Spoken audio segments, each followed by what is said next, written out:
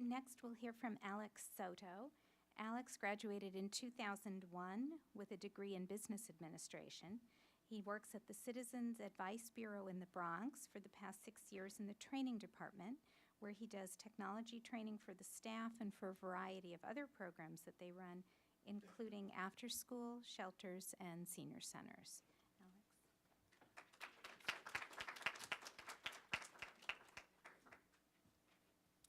Good afternoon. I don't think I need a mic. I'm used to teaching, so I project my voice really well.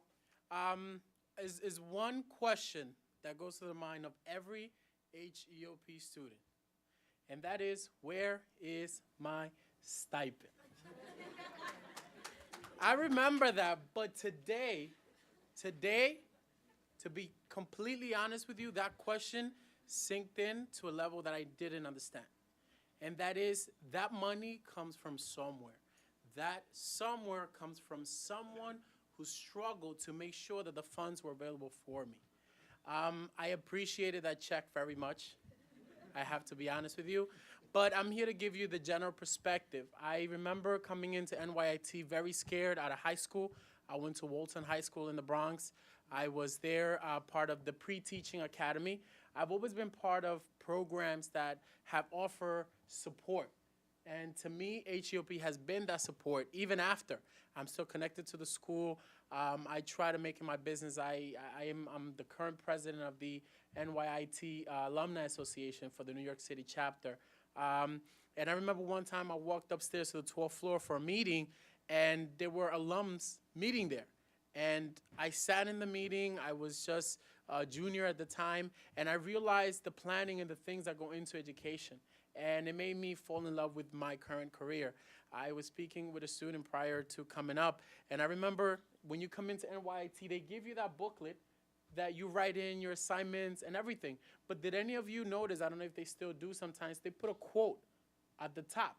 And I made it my business to read it every day. And I was in a major, computer science.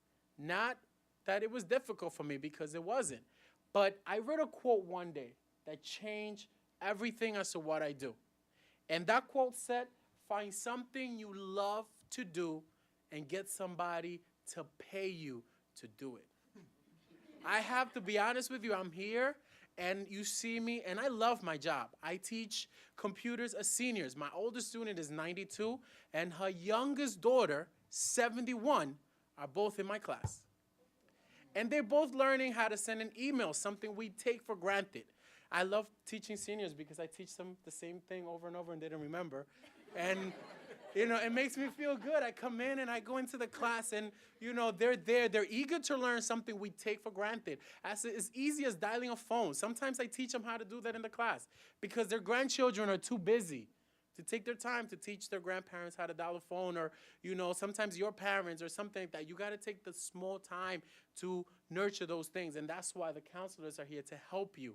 I remember my struggle as a student. I did, you know, have my issues with some classes and some teachers, but that's where the team comes in. That's where you have an advantage as an HEOP student to come in, to have somebody that you can talk to.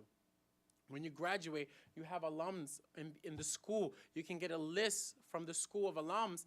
And to be honest with you, I graduated on one of the worst times. And every time you graduate is one of those worst times, is it not? Because I graduated December of 2001. That was right after 9/11. I used to work over at Comp USA when it was there. I would have hooked you up with a discount if it were there. And anyways, amongst us, let me give you a quick story before I finish. We were students here, but I'm always a planner, I'm always a seer. So it was a group of us, it was Waldo, a couple of us got together, and we decided to plant each other in jobs in which we could hook each other with a discount. So one of us started working at The Gap. I started working at CompUSA. Maurice started working at White Castle. And somebody started working at Barnes & Nobles and one at Pottery Barn. So we would help each other out in a group. We grew as friends, and, you know, they needed a discount, I'll hook them up. I needed a discount, they will hook me up. But that's the family that you have in HEOP. That's something that you don't get to see in other groups. And you should be there for each other, to help each other out, and understand, and foremost, that you should be in an industry and you're here to learn and get an education.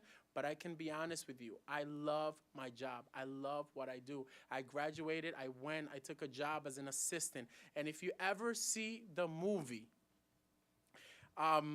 with it's the one with the girl that she becomes. You see, now I forgot the movie, the whole thing.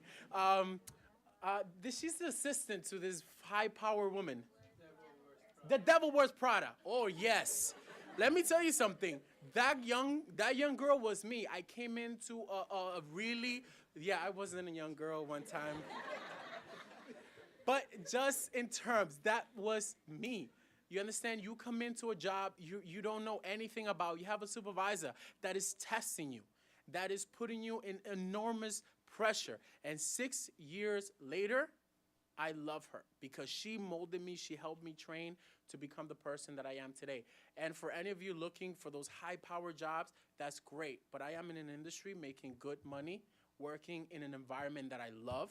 And every day, I can come and whistle while I work, because that's what I love and I enjoy to do. So my advice to you is really look within yourself, find something you love to do. And it doesn't matter how much you get paid.